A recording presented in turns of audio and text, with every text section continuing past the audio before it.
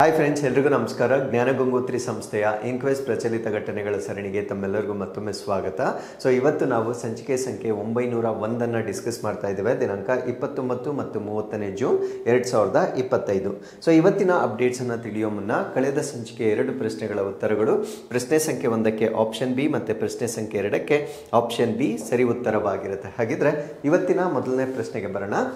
UN ಅಥವಾ ವಿಶ್ವಸಂಸ್ಥೆ IGME 2024 ವರದಿಯ ಪ್ರಕಾರ 1990 ಮತ್ತು 2023 ನಡುವೆ ಭಾರತದ 5 ವರ್ಷದೊಳಗಿನ ಮಕ್ಕಳ ಮರಣ ದರದಲ್ಲಿ ಶೇಕಡಾವಾರು ಇಳಿಕೆ ಎಷ್ಟಾಗಿದೆ ಅನ್ನೋದು ಪ್ರಶ್ನೆ ಆಗಿರುತ್ತೆ.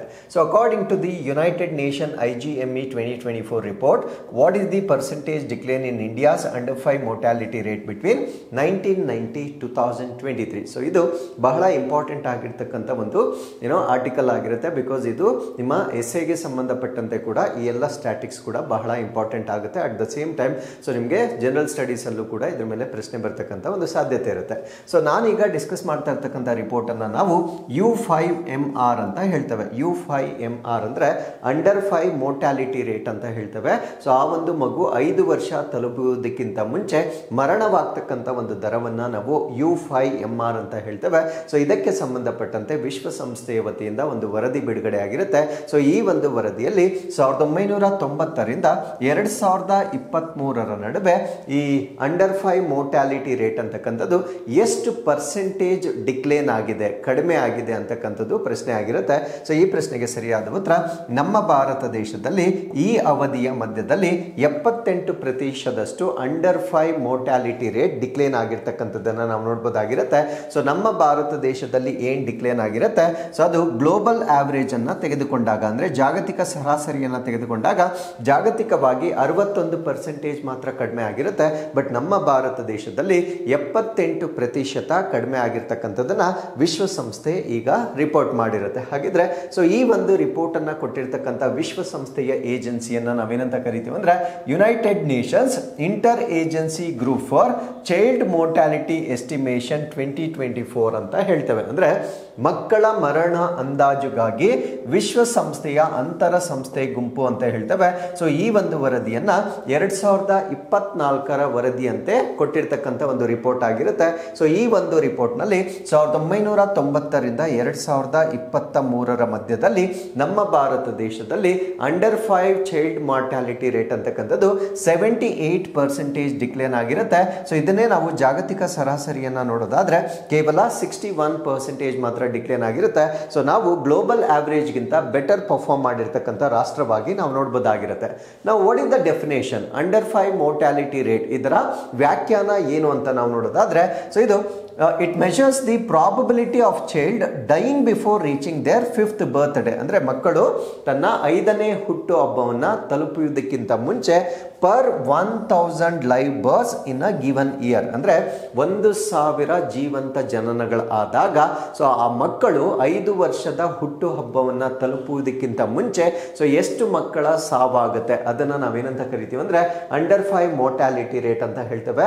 ಫಾರ್ ಎಕ್ಸಾಂಪಲ್ U5MR ಆಫ್ 30 ಅಂತ ಹೇಳಿದ್ರೆ ಸೊ 1000 ಜೀವಂತ ಜನನಗಳಿಗೆ ಆ ಒಂದು ವರ್ಷದಲ್ಲಿ 30 ಮಕ್ಕಳು 5 ವರ್ಷ ತಲುಪುವುದಕ್ಕಿಂತ ಮುಂಚೆ ಅವರು ನಿಧನರಾದರೆ ಅದನ್ನ U5MR ಅಂತ ಹೇಳ್ತೇವೆ. ಸೊ ಇದೊಂದು ಚೈಲ್ಡ್ ಮಾರ್ಟಾಲಿಟಿಯನ್ನ ಮೆಷರ್ ಮಾಡ್ತಕ್ಕಂಥ ಒಂದು ಪ್ಯಾರಾಮೀಟರ್ ಆಗಿ ನಾವು ಕನ್ಸಿಡರ್ ಮಾಡಬಹುದಾಗಿರುತ್ತೆ. ಹಾಗಿದ್ರೆ ನಮ್ಮ ಭಾರತ ದೇಶದಲ್ಲಿ ಕೆಲವೊಂದು ಕೀ ಅಚೀವ್ಮೆಂಟ್ಸ್ ಅಥವಾ ಪ್ರಮುಖ ಸಾಧನೆಗಳು, ಅಂದ್ರೆ ಈ ಒಂದು ಮಾರ್ಟಾಲಿಟಿಗೆ ಸಂಬಂಧಪಟ್ಟಂತೆ ನಾನು ಡಿಸ್ಕಸ್ ಮಾಡೋದಾದ್ರೆ ನಿಯೋನೇಟಲ್ ಮಾರ್ಟಾಲಿಟಿ ರೇಟ್ ಅಂತ ಇನ್ನೊಂದು ಬರುತ್ತೆ. ನಿಯೋನೇಟಲ್ ಅಂದ್ರೆ ನವಜಾತು ಶಿಶು ಮರಣ ಪ್ರಮಾಣ ಅಂತ ಹೇಳ್ತೇವೆ. ಸೊ ನವಜಾತು ಶಿಶು ಮರಣ ಪ್ರಮಾಣ ಅಂದ್ರೆ ಸೊ ಮಗು ಹುಟ್ಟಿದಾಗಿನಿಂದ ವಿತಿನ್ 28 ಡೇಸ್ ಅಂದ್ರೆ 28 ದಿನಗಳ ಒಳಗೆ ಸೊ ಅದೇನಾದ್ರೂ ಸಾವಾದ್ರೆ ಅದನ್ನು ನಾವು ನಿಯೋನೇಟಲ್ ಮೋರ್ಟಾಲಿಟಿ ರೇಟ್ ಅಂತ ಹೇಳ್ತೇವೆ. ಸೊ ಈ ಒಂದು ರೇಟ್ ನಮ್ಮ ಭಾರತ ದೇಶದಲ್ಲಿ 70% ಡಿಕ್ಲೇನ್ ಆಗಿರುತ್ತೆ. ಬಟ್ ಗ್ಲೋಬಲಿ ಕೇವಲ 54% ಡಿಕ್ಲೇನ್ ಆಗಿರುತ್ತೆ. ಸೊ ಇಲ್ಲೂ ಕೂಡ ಅಂದ್ರೆ ನವಜಾತು ಶಿಶು ಮರಣ ಪ್ರಮಾಣದಲ್ಲೂ ಕೂಡ ಜಾಗತಿಕ ಸರಾಸರಿಗಿಂತ ನಮ್ಮ ಭಾರತ ದೇಶದಲ್ಲಿ ಈ ಮೋರ್ಟಾಲಿಟಿ ರೇಟ್ ಅಂತಕ್ಕಂಥದ್ದು ಸಾಕಷ್ಟು ಕಡಿಮೆ ಆಗಿರ್ತಕ್ಕಂಥದ್ದು ವರದಿ ಆಗಿರುತ್ತೆ. ಸೊ ಇನ್ನೊಂದನ್ನು ನಾವು ಇನ್ಫ್ಯಾಂಟ್ ಮಾರ್ಟಾಲಿಟಿ ರೇಟ್ ಅಂತ ಕರಿತೇವೆ. ಸೊ ಇನ್ಫ್ಯಾಂಟ್ ಅಂದ್ರೆ ಶಿಶು ಮರಣ ದರ ಅಂತ ಹೇಳ್ತೇವೆ. ಸೊ ಅದು 1 ವರ್ಷ ತಲುಪುವುದಕ್ಕಿಂತ ಮುಂಚೆ ಅದು ಮರಣವಾದರೆ ಅದನ್ನು ನಾವು ಇನ್ಫ್ಯಾಂಟ್ ಮಾರ್ಟಾಲಿಟಿ ರೇಟ್ ಅಂತ ಹೇಳ್ತೇವೆ. ಸೊ ಇದು ಕೂಡ ನಮ್ಮ ಭಾರತ ದೇಶದಲ್ಲಿ 71% ಡಿಕ್ಲೇನ್ ಆಗಿರುತ್ತೆ. ಸೊ ಗ್ಲೋಬಲ್ ಆವರೇಜ್ ಅನ್ನು ನಾವು ತೆಗೆದುಕೊಂಡಾಗ 58% ಜಾಗತಿಕವಾಗಿ ನಾವು ನೋಡಬಹುದಾಗಿರುತ್ತೆ. ಸೊ ಇಲ್ಲೂ ಕೂಡ ಅಂದ್ರೆ ಇನ್ಫ್ಯಾಂಟ್ ಮಾರ್ಟಾಲಿಟಿ ರೇಟ್ ಅಥವಾ ಶಿಶು ಮರಣ ದರವನ್ನ ತೆಗೆದುಕೊಂಡಾಗ ಕೂಡ ನಮ್ಮ ಭಾರತ ದೇಶದ ಒಂದು ಡಿಕ್ಲೇನ್ ಅಥವಾ ಕಡಿಮೆ ಆಗಿರ್ತಕ್ಕಂಥದ್ದು ಜಾಗತಿಕ ಸರಾಸರಿಗಿಂತ ಕಡಿಮೆ ಆಗಿರ್ತಕ್ಕಂಥದ್ದು ನಮ್ಮ ಸಾಧನೆ ಆಗಿರುತ್ತೆ. ಸೊ ಅದ್ರ ಜೊತೆಗೆ ನಮ್ಮ ಭಾರತ ದೇಶದ ಗ್ಲೋಬಲ್ ಶೇರ್ ಅಂದ್ರೆ ಅಂಡರ್ 5 ಡೆತ್ಸ್ ಅನ್ನ ನಾವು ತೆಗೆದುಕೊಂಡಾಗ ಅಂದ್ರೆ ಮಕ್ಕಳು 5 ವರ್ಷ ತಲುಪುವುದಕ್ಕಿಂತ ಮುಂಚೆ ಸಾವಾಗ್ತಕ್ಕಂಥ ಸಂಖ್ಯೆಯನ್ನ ನಾವು ಜಾಗತಿಕವಾಗಿ ಭಾರತ ದೇಶದಲ್ಲಿ ಎಷ್ಟು ಸಾವಾಗುತ್ತೆ ಅಂತ ನಾವು ನೋಡೋದಾದ್ರೆ ಸೊ ಇದು 13.5% ಇನ್ 2023 ಅಂದ್ರೆ 2023ರಲ್ಲಿ ಅದು 13.5%ಗೆ ಬಂದಿರುತ್ತೆ. ಬಟ್ 1990ಯಲ್ಲಿ ಅಂದ್ರೆ ಫ್ರಮ್ 1990 ಟು 27% ಇನ್ 1990 ಅಂದ್ರೆ 1990ರಲ್ಲಿ ಅಂಡರ್ 5 ಅಂದ್ರೆ ಮಕ್ಕಳು 5 ವರ್ಷಕ್ಕೆ ತಲುಪುವುದಕ್ಕಿಂತ ಮುಂಚೆ ಸಾವಾಗ್ತಕ್ಕಂಥ ಪರ್ಸೆಂಟೇಜ್ ಜಾಗತಿಕವಾಗಿ ನಮ್ಮ ಭಾರತ ದೇಶದ ಕಾಂಟ್ರಿಬ್ಯೂಷನ್ 27% ಇತ್ತು. ಅಂದ್ರೆ ಜಾಗತಿಕವಾಗಿ ಒಟ್ಟು 100% ಅನ್ನ ತೆಗೆದುಕೊಂಡರೆ 27% ಆಫ್ ದಿ ಡೆತ್ ನಮ್ಮ ಭಾರತ ದೇಶದಲ್ಲೇ ಆಗ್ತಾ ಇತ್ತು. ಬಟ್ ಈಗ 2023ರ ಅಂಕಿಅಂಶಗಳ ಪ್ರಕಾರ ಜಾಗತಿಕವಾಗಿ ನಾವು 13.5%ಗೆ ಡಿಕ್ಲೇನ್ ಆಗಿರ್ತಕ್ಕಂಥದ್ದು ಕೂಡ ವರದಿಯಾಗಿರುತ್ತೆ. So what is the reason? ಈ ಒಂದು ಬದಲಾವಣೆ ಆಗ್ಲಿಕ್ಕೆ ಕಾರಣಗಳೇನು ಅಂತ ನಾವಿಲ್ಲಿ ನೋಡೋದಾದ್ರೆ ಸೊ ಮೋಸ್ಟ್ ಸಿಗ್ನಿಫಿಕೆಂಟ್ ಪ್ರೋಗ್ರಾಮ್ ಅನ್ನ ನಾವೇನಂತ ಕರಿತೀವಿ ಅಂದ್ರೆ ಯೂನಿವರ್ಸಲ್ ಇಮ್ಯುನೈಸೇಷನ್ ಪ್ರೋಗ್ರಾಮ್ ಅಂತ ಹೇಳ್ತೇವೆ. ಇದನ್ನ ನಾವು ಸಾರ್ವತ್ರಿಕ ರೋಗ ನಿರೋಧಕ ಕಾರ್ಯಕ್ರಮ ಅಂತ ಹೇಳ್ತೇವೆ. ಸೊ ಈ ಒಂದು ಕಾರ್ಯಕ್ರಮದಲ್ಲಿ 12 ವ್ಯಾಕ್ಸಿನ್ಗಳನ್ನ ನೀಡಲಾಗುತ್ತೆ. ಅಂದ್ರೆ ವ್ಯಾಕ್ಸಿನ್ಗಳಿಂದ ತಡೆಗಟ್ಟಬಹುದಾಗಿರ್ತಕ್ಕಂಥ ಕಾಯಿಲೆಗಳಿಗೆ ಸಂಬಂಧಪಟ್ಟಂತೆ 12 ಲಸಿಕೆಗಳನ್ನ ಕೊಡ್ತಕ್ಕಂಥದ್ದು ಇದರ ಉದ್ದೇಶವಾಗಿರುತ್ತೆ. ಆ 12 ಲಸಿಕೆಗಳು ಯಾವುದು ಅಂತ ನಮಗೆ ಗೊತ್ತಿರಬೇಕಾಗಿರುತ್ತೆ. ಸೊ ಒಂದು diphtheria, pertussis, tetanus, polio, measles, rubella, rotavirus, diarrhoea, hepatitis B, meningitis and several forms of childhood tuberculosis, ಅದಾದ್ಮೇಲೆ ನಿಮೋನಿಯಾ. ಸೊ ಈ ರೀತಿಯ ಒಂದು 12 ಕಾಯಿಲೆಗಳನ್ನ ನಾವು ವ್ಯಾಕ್ಸಿನ್ಗಳ ಮುಖಾಂತರ ತಡೆಗಟ್ಟಬಹುದಾಗಿರುತ್ತೆ. ಸೊ ಈ ಒಂದು ವ್ಯಾಕ್ಸಿನ್ಗಳನ್ನ ಯೂನಿವರ್ಸಲ್ ಇಮ್ಯುನೈಸೇಷನ್ ಪ್ರೋಗ್ರಾಮ್ನ ಮುಖಾಂತರ ಪ್ರಾರಂಭ ಮಾಡಿರ್ತಕ್ಕಂಥದ್ದು. ಸೊ ಈ ಒಂದು ಸಾವಿನ ಪ್ರಮಾಣ ಡಿಕ್ಲೇನ್ ಆಗಲಿಕ್ಕೆ ಒಂದು ಕಾಂಟ್ರಿಬ್ಯೂಟಿಂಗ್ ಫ್ಯಾಕ್ಟರ್ ಆಗಿರುತ್ತೆ. ಸೊ ಅದ್ರ ಜೊತೆಗೆ ಮಿಷನ್ ಇಂದ್ರಧನುಷ್ ಅಂತ ಪ್ರಾರಂಭ ಮಾಡಿರ್ತಾರೆ. ಸೊ ಈ ಒಂದು ಮಿಷನ್ ಇಂದ್ರಧನುಷ್ ಅಡಿಯಲ್ಲಿ 5.46 crore ಚಿಲ್ಡ್ರನ್ ಅನ್ನ ರೀಚ್ ಮಾಡಿರ್ತಾರೆ. ಅದ್ರ ಜೊತೆಗೆ 1.32 crore ಪ್ರೆಗ್ನೆಂಟ್ ವಿಮೆನ್ ಅನ್ನ ತಲುಪಿರ್ತಾರೆ. ಅಂದ್ರೆ ವ್ಯಾಕ್ಸಿನ್ಗಳ ಮುಖಾಂತರ 5.46 ಕೋಟಿ ಮಕ್ಕಳಿಗೆ ವ್ಯಾಕ್ಸಿನ್ ಅನ್ನ ನೀಡಲಾಗಿರುತ್ತೆ. ಅಂಡ್ 1.32 ಗರ್ಭಿಣಿಯರಿಗೆ ಸೊ ಈ ಒಂದು ವ್ಯಾಕ್ಸಿನ್ಗಳನ್ನ ನೀಡುವ ಮುಖಾಂತರ ಸೊ ಇಲ್ಲೂ ಕೂಡ ಡೆತ್ ಪರ್ಸೆಂಟೇಜ್ ಅನ್ನ ನಾವು ಸಾಕಷ್ಟು ಕಡಿಮೆ ಮಾಡಿರ್ತೇವೆ. ಸೊ ಮಿಷನ್ ಇಂದ್ರಧನುಷ್ ಅನ್ನ ಮೊದಲ ಬಾರಿಗೆ ಲಾಂಚ್ ಮಾಡಿರ್ತಕ್ಕಂಥದ್ದು 25 ಡಿಸೆಂಬರ್ 2014 ನಲ್ಲಿ ಇದನ್ನ ಲಾಂಚ್ ಮಾಡಲಾಗಿರುತ್ತೆ. ಸೊ ಈ ಒಂದು ಇಮ್ಯುನೈಸೇಷನ್ ಪ್ರೋಗ್ರಾಮ್ ಏನಿರುತ್ತೆ ಅದನ್ನ ಎಕ್ಸ್ಪ್ಯಾಂಡ್ ಮಾಡ್ತಕ್ಕಂಥದ್ದು ಇದರ ಉದ್ದೇಶವಾಗಿರುತ್ತೆ. ಅಂದ್ರೆ 2020ರ ವೇಳೆಗೆ ಸೊ ಈ ಒಂದು ಚುಚ್ಚುಮದ್ದುಗಳನ್ನ ನೀಡ್ತಕ್ಕಂಥ ಒಂದು ಕಾರ್ಯಕ್ರಮ ಅಥವಾ ಲಸಿಕೆಗಳನ್ನ ನೀಡ್ತಕ್ಕಂಥ ಒಂದು ಕಾರ್ಯಕ್ರಮ ಏನಿರುತ್ತೆ ಸೊ ಅದನ್ನ ಭಾರತ ದೇಶದಾದ್ಯಂತ ವಿಸ್ತೃತಗೊಳಿಸ್ತಕ್ಕಂಥ ಉದ್ದೇಶದಿಂದ ಮಿಷನ್ ಇಂದ್ರಧನುಷ್ ಅನ್ನ 2014ರಲ್ಲಿ ಪ್ರಾರಂಭ ಮಾಡ್ತಾರೆ. ಸೊ ಇಂದ್ರಧನುಷ್ ಅಂತ ಏನಕ್ಕೆ ಇದನ್ನ ನಾಮಕರಣ ಮಾಡಿರ್ತಾರೆ ಅಂದ್ರೆ ಸೊ ಇಂದ್ರಧನುಷ್ ಅಂದ್ರೆ 7 ಕಲರ್ಸ್ ಅಂತ ಹೇಳ್ತೇವೆ. ಸೊ ಇಲ್ಲಿ 7 ವ್ಯಾಕ್ಸಿನ್ಗಳನ್ನ ಈ ಒಂದು ಕಾರ್ಯಕ್ರಮದ ಅಡಿಯಲ್ಲಿ ನೀಡಲಾಗುತ್ತೆ. ಆ 7 ವ್ಯಾಕ್ಸಿನ್ಗಳು ಯಾವ್ದು ಅಂದ್ರೆ ಮೀಸಲ್ಸ್, ಪೋಲಿಯೋ, ಪರ್ಟಿಸಿಸ್, ಟೆಟನಸ್, ಟ್ಯೂಬರ್ಕ್ಯುಲೋಸಿಸ್, ಡಿಪ್ತೀರಿಯಾ ಮತ್ತೆ ಹೆಪಟೈಟಿಸ್ ಬಿ ಗೆ ಸಂಬಂಧಪಟ್ಟಂತೆ 7 ಲಸಿಕೆಗಳನ್ನ ಕೊಡ್ತಕ್ಕಂಥ ಒಂದು ಕಾರ್ಯಕ್ರಮವನ್ನು ನಾವು ಮಿಷನ್ ಇಂದ್ರಧನುಷ್ ಅಂತ ಹೇಳ್ತೇವೆ. ಸೊ ಇದು ಮುಂದುವರೆದ ಭಾಗಗಳಾಗಿ ಸಾಕಷ್ಟು ವರ್ಷನ್ಸ್ ಅನ್ನ ನಾವು ನೋಡಿರ್ತೇವೆ. ಇಂಟೆನ್ಸಿಫೈಡ್ ಮಿಷನ್ ಇಂದ್ರಧನುಷ್ ಅನ್ನ ಕೂಡ ಇಂಪ್ಲಿಮೆಂಟ್ ಮಾಡಿರ್ತಾರೆ. ಸೊ ಇವೆಲ್ಲ ಕೂಡ ಈ ಒಂದು ವ್ಯಾಕ್ಸಿನ್ಸ್ ಅನ್ನ ನೀಡ್ತಕ್ಕಂಥ ಕಾರ್ಯಕ್ರಮಗಳಾಗಿರ್ತವೆ. ಸೊ ಅದಾದ್ಮೇಲೆ ಝೀರೋ ಡೋಸ್ ಇಂಪ್ಲಿಮೆಂಟೇಷನ್ ಪ್ಲಾನ್ 2024 ಅಂತ ಮಾಡಿರ್ತಾರೆ. ಇದನ್ನು ನಾವು ಶೂನ್ಯ ಡೋಸ್ ಅನುಷ್ಠಾನ ಯೋಜನೆ 2024 ಅಂತ ಹೇಳ್ತೇವೆ. ಸೊ ಈ ಒಂದು ಯೋಜನೆ ಅಡಿಯಲ್ಲಿ ಯಾರು ಒಂದು ವ್ಯಾಕ್ಸಿನ್ ಅನ್ನ ತೆಗೆದುಕೊಂಡಿರೋದಿಲ್ಲ ಸೊ ಆ ಒಂದು ಪರ್ಸೆಂಟೇಜ್ ಅನ್ನ 0.06%ಗೆ ಕಡಿಮೆ ಮಾಡಿರ್ತಾರೆ. ಮುಂಚೆ 0.11% ಇದ್ದಿದ್ದನ್ನ 0.06%ಗೆ ಡಿಕ್ರೀಸ್ ಮಾಡಿರ್ತಾರೆ. ಅಂದ್ರೆ ಯಾರು ಒಂದೂ ಚುಚ್ಚುಮದ್ದನ್ನ ತೆಗೆದುಕೊಳ್ಳದೇ ಇರತಕ್ಕಂಥ ಮಕ್ಕಳ ಸಂಖ್ಯೆಯನ್ನ 0.066%ಗೆ ಝೀರೋ ಡೋಸ್ ಇಂಪ್ಲಿಮೆಂಟೇಷನ್ ಪ್ಲಾನ್ ನ ಅಡಿಯಲ್ಲಿ ಮಾಡಲಾಗಿರುತ್ತೆ. ಸೊ ನೆಕ್ಸ್ಟ್ ಬರುತ್ತೆ ಡಿಜಿಟಲ್ ಟ್ರ್ಯಾಕಿಂಗ್ ಅಂತ ಹೇಳ್ತೇವೆ. ಸೊ ಡಿಜಿಟಲ್ ಆಗಿ ಈ ಒಂದು ವ್ಯಾಕ್ಸಿನೇಷನ್ ಅನ್ನ ಟ್ರ್ಯಾಕ್ ಮಾಡಲಿಕ್ಕೆ ಯು ವಿನ್ ಅಂತಕ್ಕಂಥ ಒಂದು ಇನಿಷಿಯೇಟಿವ್ ಅನ್ನ ಲಾಂಚ್ ಮಾಡ್ತಾರೆ. ಸೊ ಇದನ್ನ ಇಂಪ್ಲಿಮೆಂಟ್ ಮಾಡ್ತಕ್ಕಂಥವ್ರು ಯಾರು ಅಂದ್ರೆ ಆಶಾ ಮತ್ತೆ ANM ಕಾರ್ಯಕರ್ತರು ಇಂಪ್ಲಿಮೆಂಟ್ ಮಾಡ್ತಕ್ಕಂಥ ಒಂದು ವ್ಯವಸ್ಥೆ ಆಗಿರುತ್ತೆ. ಸೊ ಆಶಾ ಫುಲ್ ಫಾರ್ಮ್ ಏನು ಅಂದ್ರೆ accredited social health activist, ANM ಅಂದ್ರೆ ಆಕ್ಸಿಲರಿ ನರ್ಸ್ ಮಿಡ್ ವೈಫ್ ಅಂತ ಹೇಳ್ತೇವೆ. ಆಶಾ ಅಂದ್ರೆ ಮಾನ್ಯತೆ ಪಡೆದ ಸಾಮಾಜಿಕ ಆರೋಗ್ಯ ಕಾರ್ಯಕರ್ತೆಯರನ್ನ ನಾವು ಆಶಾ ಕಾರ್ಯಕರ್ತರು ಅಂತ ಹೇಳ್ತೇವೆ. ಸೊ ANM ಅಂದ್ರೆ ಸಹಾಯಕ ನರ್ಸ್ ಮಿಡ್ ವೈಫ್ ಅಂತ ಹೇಳ್ತೇವೆ. ಸೊ ಇವರನ್ನ ನಾವು ಫ್ರಂಟ್ ಲೈಫ್ ಹೆಲ್ತ್ ವರ್ಕರ್ಸ್ ಅಂತ ಹೇಳ್ತೇವೆ. ಅಂದ್ರೆ ಇವರು ಮುಂಚೂಣಿಯಲ್ಲಿರ್ತಕ್ಕಂಥ ಅಥವಾ ಮುಂಚೂಣಿಯ ಆರೋಗ್ಯ ಕಾರ್ಯಕರ್ತರಾಗಿದ್ದು ವಿಶೇಷವಾಗಿ ಮಹಿಳೆಯರು ಈ ಒಂದು ಪಾತ್ರವನ್ನ ನಿರ್ವಹಿಸ್ತಕ್ಕಂಥದ್ದನ್ನ ನಾವು ನೋಡಬಹುದಾಗಿರುತ್ತೆ. ಸೊ ಇವರೆಲ್ಲ ಕಾಂಟ್ರಿಬ್ಯೂಷನ್ ನ ಕಾರಣದಿಂದ ಸೊ ಭಾರತ ದೇಶದಲ್ಲಿ ಒಂದು ಮೋರ್ಟಾಲಿಟಿ ರೇಟ್, ಮಕ್ಕಳಿಗೆ ಸಂಬಂಧಪಟ್ಟಂತೆ ಮರಣ ದರ ಅಂತಕ್ಕಂಥದ್ದು ಜಾಗತಿಕ ಸರಾಸರಿಗಿಂತ ಕಡಿಮೆ ಆಗಿರ್ತಕ್ಕಂಥದ್ದನ್ನ ಸೊ ನಾವಿಲ್ಲಿ ನೋಡಬಹುದಾಗಿರುತ್ತೆ. So with this let's get into question number 2.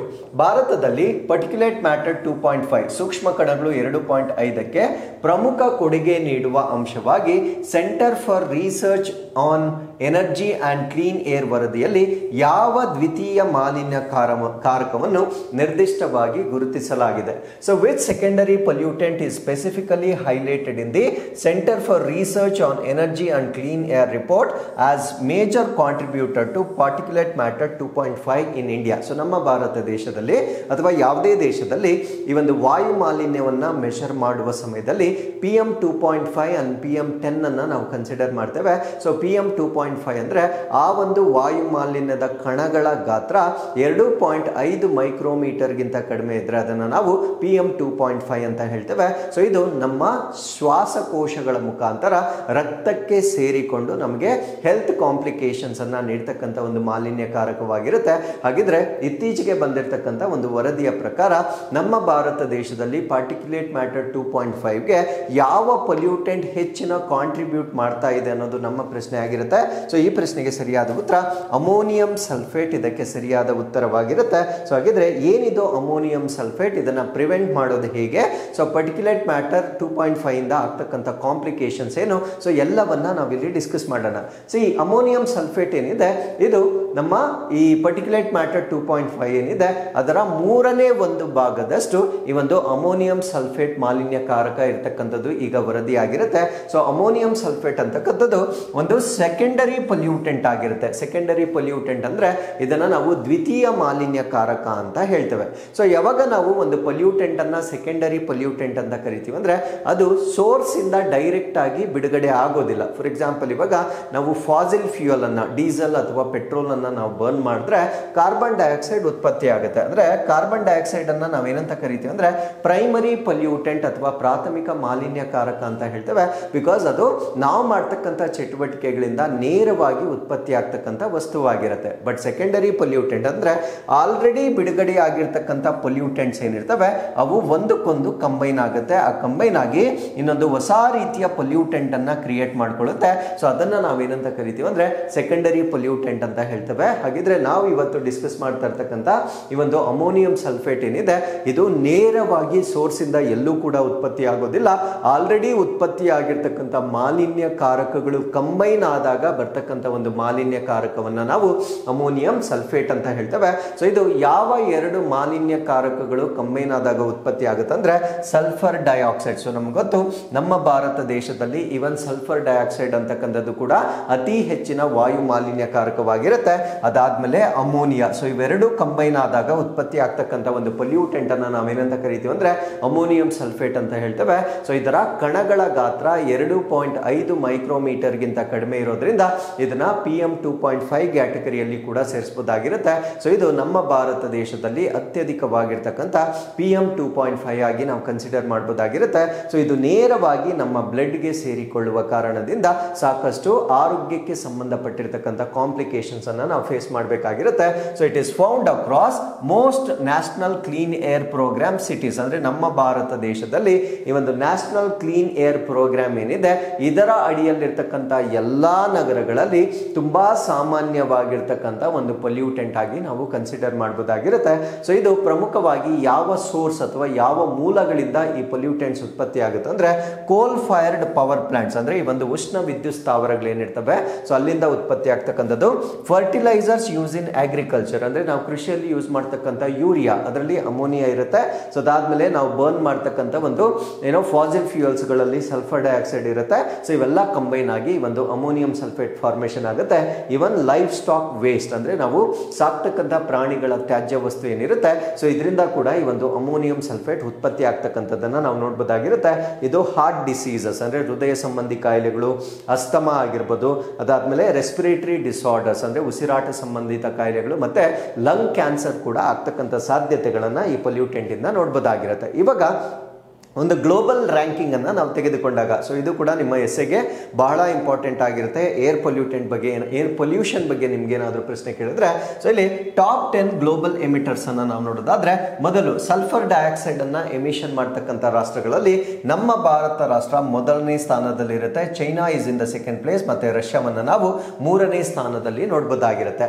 ಇನ್ನು ಅಮೋನಿಯಾ ಎಮಿಷನ್ಗೆ ಬಂದಾಗ ಚೈನಾ ಮೊದಲ ಸ್ಥಾನದಲ್ಲಿ, ಭಾರತ 2ನೇ ಸ್ಥಾನದಲ್ಲಿ, ಮತ್ತೆ ಯುನೈಟೆಡ್ ಸ್ಟೇಟ್ಸ್ ಆಫ್ ಅಮೆರಿಕವನ್ನ ನಾವು 3ನೇ ಸ್ಥಾನದಲ್ಲಿ ನೋಡಬಹುದಾಗಿರುತ್ತೆ. ಸೊ ಇಷ್ಟು ಈ ಒಂದು ಸಲ್ಫರ್ ಡೈಆಕ್ಸೈಡ್ ಮತ್ತೆ ಅಮೋನಿಯಾ ಎಮಿಷನ್ಗೆ ಸಂಬಂಧಪಟ್ಟಿರ್ತಕ್ಕಂಥ ಮಾಹಿತಿ ಆಗಿರುತ್ತೆ. ಸೊ ಈಗ ಬಂದಿರತಕ್ಕಂಥ ವರದಿ ಏನಂದ್ರೆ centre for research on energy and clean air ಅಂತ ಹೇಳ್ತೇವೆ, CREA ಅಂತ ಹೇಳ್ತೇವೆ. ಸೊ ಇದು ಇವರು ಕೊಟ್ಟಿರ್ತಕ್ಕಂಥ ವರದಿಯ ಪ್ರಕಾರ ಅಮೋನಿಯಂ ಸಲ್ಫೇಟ್ ಅಂತಕ್ಕಂಥದ್ದು ನಮ್ಮ ಭಾರತ ದೇಶದಲ್ಲಿರ್ತಕ್ಕಂಥ ಅತಿ ಹೆಚ್ಚು ಪರ್ಟಿಕ್ಯುಲೇಟ್ ಮ್ಯಾಟರ್ 2.5 ಅಂತ ಈಗ ಡಿಕ್ಲೇರ್ ಮಾಡಲಾಗಿರುತ್ತೆ. So what needs to be done? So ಇದನ್ನ ಪ್ರಿವೆಂಟ್ ಮಾಡಲಿಕ್ಕೆ ನಾವು ಏನು ಮಾಡಬಹುದು ಅಂತ ನಾವಿಲ್ಲಿ ನೋಡೋದಾದ್ರೆ ಇನ್ಸ್ಟಾಲ್ ಫ್ಲೂ ಗ್ಯಾಸ್ ಡಿಸಲ್ಫ್ಯೂರೇಷನ್ ಅಂತ ಹೇಳ್ತೇವೆ. ಅಂದ್ರೆ ಒಂದು ಡಿವೈಸಸ್ ಬರುತ್ತೆ. ಆ ಡಿವೈಸಸ್ ಅನ್ನ ನಾವೇನಂತ ಕರಿತೀವಿ ಅಂದ್ರೆ ಫ್ಲೂ ಗ್ಯಾಸ್ ಡಿಸಲ್ಫರೈಸೇಷನ್ ಘಟಕಗಳು ಅಂತ ಹೇಳ್ತೇವೆ. ಸೊ ಈ ಘಟಕಗಳನ್ನ ನಮ್ಮ ಕಲ್ಲಿದ್ದಲು ಸ್ಥಾವರಗಳಲ್ಲಿ ನಾವು ಇನ್ಸ್ಟಾಲ್ ಮಾಡಿದ್ದೆ ಆದಲ್ಲಿ ಸೊ ಅಲ್ಲಿಂದ ಉತ್ಪತ್ತಿ ಆಗ್ತಕ್ಕಂಥ ಒಂದು ಮಾಲಿನ್ಯಕಾರಕಗಳನ್ನ ನಾವು ಪ್ರಿವೆಂಟ್ ಮಾಡಬಹುದಾಗಿರುತ್ತೆ. ಬಟ್ ಈಗ ನಮ್ಮ ಭಾರತ ದೇಶದಲ್ಲಿ ಕೇವಲ 8% ಪ್ಲಾಂಟ್ಸ್ಗಳಲ್ಲಿ ಮಾತ್ರ, ಕೇವಲ 8% ಸ್ಥಾವರಗಳಲ್ಲಿ ಮಾತ್ರ ಸೊ ಈ ಒಂದು ಫ್ಲೂ ಗ್ಯಾಸ್ ಡಿಸಲ್ಫರೈಸೇಷನ್ ಘಟಕಗಳನ್ನ ನಾವು ನೋಡಬಹುದಾಗಿರುತ್ತೆ. ಸೊ ಎಲ್ಲಾ ಕಡೆ ಇದನ್ನ ಇನ್ಸ್ಟಾಲ್ ಮಾಡಿದ್ದೆ ಆದಲ್ಲಿ ಸಾಕಷ್ಟು ಪೊಲ್ಯೂಷನ್ ಅನ್ನ ನಾವು ಪ್ರಿವೆಂಟ್ ಮಾಡಬಹುದಾಗಿರುತ್ತೆ. ಅದ್ರ ಜೊತೆಗೆ ನಾವು ಒಂದು ಫರ್ಟಿಲೈಸರ್ಸ್ ಅಂದ್ರೆ ಕೃಷಿಯಲ್ಲಿ ಬಳಕೆ ಮಾಡ್ತಕ್ಕಂಥ ಈ ಒಂದು ರಸಗೊಬ್ಬರಗಳೇನಿರ್ತವೆ ಸೊ ಅದರಿಂದ ಅಮೋನಿಯಾ ಎಮಿಷನ್ ಆಗ್ತಕ್ಕಂಥ ಒಂದು ಸಾಧ್ಯತೆಗಳನ್ನ ನಾವು ಕಡಿಮೆ ಮಾಡಬೇಕಾಗಿರುತ್ತೆ. ಸೊ ಇದರಿಂದ ಈ ಒಂದು ನ್ಯಾನೋ ಯೂರಿಯಾ ಟೆಕ್ನಾಲಜಿ ಅಂತ ಈಗೇನು ಹೊಸದಾಗಿ ಬರ್ತಾ ಇದೆ ಸೊ ಇದನ್ನ ಹೆಚ್ಚಾಗಿ ಬಳಕೆ ಮಾಡುವ ಮುಖಾಂತರ ನಾವು ಈ ಒಂದು ಅಮೋನಿಯಾ ಈ ಒಂದು ಪೊಲ್ಯೂಟೆಂಟ್ ಆಗಿ ಹೊರಗಡೆ ಬರ್ತಕ್ಕಂಥದ್ದನ್ನ ನಾವು ಸಾಕಷ್ಟು ಪ್ರಿವೆಂಟ್ ಮಾಡೋದ್ರಿಂದ ಈ ಅಮೋನಿಯಂ ಸಲ್ಫೇಟ್ ಫಾರ್ಮೇಷನ್ ಅನ್ನ ನಾವು ಕಡಿಮೆ ಮಾಡಬಹುದಾಗಿರುತ್ತೆ. ಸೊ ಈಗ ಪರ್ಟಿಕ್ಯುಲೇಟ್ ಮ್ಯಾಟರ್ 2.5 ಬಗ್ಗೆ ನಾವು ತಿಳ್ಕೊಳ್ಳೋದಾದ್ರೆ ಇದು ನಮ್ಮ ಹ್ಯೂಮನ್ ಹೇರ್ ಅಂದ್ರೆ ನಮ್ಮ ಕೂದಲೇನಿರುತ್ತೆ ಕೂದಲಿನ ಗಾತ್ರಕ್ಕೆ ನಾವು ಕಂಪೇರ್ ಮಾಡಿದಾಗ ಅದಕ್ಕಿಂತ 30 ಪಟ್ಟು ಚಿಕ್ಕದಾಗಿರ್ತಕ್ಕಂಥ ಗಾತ್ರದ ಮಾಲಿನ್ಯಕಾರಕವನ್ನು ನಾವು ಪರ್ಟಿಕ್ಯುಲೇಟ್ ಮ್ಯಾಟರ್ 2.5 ಅಂತ ಹೇಳ್ತೇವೆ. ಸೊ ಇದು ಸುಲಭವಾಗಿ ನಮ್ಮ ಲಂಗ್ಸ್ನ ಆಲ್ವಿಯೋಲೈ ಶ್ವಾಸ ಗೂಡುಗಳನ್ನು ಕ್ರಾಸ್ ಮಾಡಿ ನಮ್ಮ ಬ್ಲಡ್ಗೆ ರೀಚ್ ಆಗಬಹುದಾಗಿರ್ತಕ್ಕಂಥ ಮಾಲಿನ್ಯಕಾರಕವಾಗಿರುತ್ತೆ. ಸೊ ಇದು ಅತ್ಯಂತ ಚಿಕ್ಕದಾಗಿರುವುದರಿಂದ it can penetrates lungs and it can get into the blood stream and then it can cause lot of complication. And ಈ ಪರ್ಟಿಕ್ಯುಲೇಟ್ ಮ್ಯಾಟರ್ ಬಂದಾಗ ನಾವು 2 ಕಣಗಳನ್ನು ನಾವು ಮೇಜರ್ ಆಗಿ ಕನ್ಸಿಡರ್ ಮಾಡ್ತೇವೆ. ಒಂದು PM2.5, ಇನ್ನೊಂದನ್ನ PM10 ಅಂತ ಹೇಳ್ತೇವೆ. So PM10 can be seen through naked I. Particulate matter 10 ಏನಿರುತ್ತೆ ಅದು ಕಣ್ಣಿಗೆ ಕಾಣಿಸಬಹುದಾಗಿರ್ತಕ್ಕಂಥ ಒಂದು ಸೂಕ್ಷ್ಮ ಕಣವಾಗಿದ್ದರೆ ಪರ್ಟಿಕ್ಯುಲೇಟ್ ಮ್ಯಾಟರ್ 2.5 ಅಂತಕ್ಕಂಥದ್ದು ನಮಗೆ ಕಣ್ಣಿಗೆ ಕಾಣದಷ್ಟು ಚಿಕ್ಕದಾಗಿರ್ತಕ್ಕಂಥ ಒಂದು ಮಾಲಿನ್ಯಕಾರಕವಾಗಿ ನಾವು ನೋಡಬಹುದಾಗಿರುತ್ತೆ. ಸೊ ಇದನ್ನ ನಾವು ಇನ್ಹೇಲ್ ಮಾಡಿದಷ್ಟು ಅಂದ್ರೆ ಇದನ್ನ ನಾವು ಹೆಚ್ಚಾಗಿ ಉಸಿರಾಟ ಮಾಡಿದಷ್ಟು ಲೈಫ್ ಎಕ್ಸ್ಪೆಕ್ಟೆನ್ಸಿ ಕಡಿಮೆ ಆಗುತ್ತೆ, ಅಂದ್ರೆ ನಮ್ಮ ಜೀವಿತಾವಧಿ ಕಡಿಮೆ ಆಗುತ್ತೆ. ಅದಾದ್ಮೇಲೆ ಇನ್ಫ್ಯಾಂಟ್ ಮಾರ್ಟಾಲಿಟಿ ರೇಟ್ ಅಂದ್ರೆ ಮಕ್ಕಳ ಒಂದು ಮರಣ ಪ್ರಮಾಣ ಕೂಡ ಹೆಚ್ಚಾಗ್ತಕ್ಕಂಥದ್ದು ಇದರಿಂದ ಒಂದು ಸಾಧ್ಯತೆ ಇರುತ್ತೆ. ಸೊ ಹಾಗಿದ್ರೆ ನಮ್ಮ ಭಾರತ ದೇಶದಲ್ಲಿ ಈ ಪರ್ಟಿಕ್ಯುಲೇಟ್ ಮ್ಯಾಟರ್ 2.5 ಕರೆಂಟ್ ಸ್ಟೇಟಸ್ ಏನು ಅಂತ ನಾವು ನೋಡೋದಾದ್ರೆ, all 1.4 billion Indians live in areas exceeding WHO safe PM 2.5 limits. ಅಂದ್ರೆ ನಮ್ಮ ಭಾರತ ದೇಶದ 1.4 ಬಿಲಿಯನ್ ಭಾರತೀಯರು WHO ಮಾನದಂಡಗಳೇನಿರುತ್ತೆ ಪರ್ಟಿಕ್ಯುಲೇಟ್ ಮ್ಯಾಟರ್ 2.5ಗೆ ಸಂಬಂಧಪಟ್ಟಂತೆ ಆ ಮಾನದಂಡಗಳನ್ನ ಮೀರಿರ್ತಕ್ಕಂಥ ಪ್ರದೇಶಗಳಲ್ಲಿ ಸೊ ನಮ್ಮ ಭಾರತ ದೇಶದ ಜನಗಳು ವಾಸ ಮಾಡ್ತಾ ಇರ್ತಕ್ಕಂಥದ್ದನ್ನ ನಾವು ಕಾಣಬಹುದಾಗಿರುತ್ತೆ. ಸೊ ಆನ್ಯುಯಲ್ ಡೆತ್ಸ್ ಅಂದ್ರೆ ಈ ಒಂದು ಪರ್ಟಿಕ್ಯುಲೇಟ್ ಮ್ಯಾಟರ್ 2.5 ನಿಂದ ವಾರ್ಷಿಕವಾಗಿ ನಮ್ಮ ಭಾರತ ದೇಶದಲ್ಲಿ ಎಷ್ಟು ಸಾವುಗಳಾಗುತ್ತೆ ಅಂತ ನಾವು ನೋಡೋದಾದ್ರೆ 1.5 ಮಿಲಿಯನ್ ಡೆತ್ಸ್ ಅನ್ನ ನಾವು ನೋಡಬಹುದಾಗಿರುತ್ತೆ. 1.5 ಮಿಲಿಯನ್ಗಿಂತಲೂ ಹೆಚ್ಚು ಸಾವುಗಳನ್ನ ನಾವು ನೋಡಬಹುದಾಗಿರುತ್ತೆ. ಬಟ್ ಎಲ್ಲೂ ಕೂಡ ಇದು ಪರ್ಟಿಕ್ಯುಲೇಟ್ ಮ್ಯಾಟರ್ 2.5 ಅಂತ ರಿಪೋರ್ಟ್ ಆಗೋದಿಲ್ಲ. ಬಿಕಾಸ್ ಈ ಪರ್ಟಿಕ್ಯುಲೇಟ್ ಮ್ಯಾಟರ್ 2.5 ಅಂತಕ್ಕಂಥದ್ದು ಬೇರೆ ರೀತಿಯ ಕಾಯಿಲೆಗಳನ್ನ ನಮಗೆ ಉಂಟು ಮಾಡುತ್ತೆ. ಸೊ ಅದರಿಂದ ಆಬ್ವಿಯಸ್ಲಿ ಸೊ ಇದು ಪರ್ಟಿಕ್ಯುಲೇಟ್ ಮ್ಯಾಟರ್ 2.5 ಇಂದ ಆಗಿದೆ ಅಂತಕ್ಕಂಥದ್ದು ಯಾರಿಗೂ ಕೂಡ ತಿಳಿದಿರೋದಿಲ್ಲ. ಸೊ ಈ ರೀತಿಯಾಗಿ ಇದು 1.5 ಮಿಲಿಯನ್ಗಿಂತಲೂ ಹೆಚ್ಚು ಜನರು ಭಾರತ ದೇಶದಲ್ಲಿ ಸಾವನ್ನಪ್ತಾ ಇದ್ದಾರೆ. And 36.8 billion US dollars lost in output and 12 billion US dollars in health care burden annually. ಅಂದ್ರೆ ವಾರ್ಷಿಕವಾಗಿ ಈ ಒಂದು 36.8 ಬಿಲಿಯನ್ US dollars ಅಷ್ಟು ಉತ್ಪಾದನಾ ನಷ್ಟ ಆಗುತ್ತೆ. ಯಾಕಂದ್ರೆ when people do not perform, ಅವರು ಎಕಾನಮಿಗೆ ಕಾಂಟ್ರಿಬ್ಯೂಟ್ ಮಾಡೋದಿಲ್ಲ.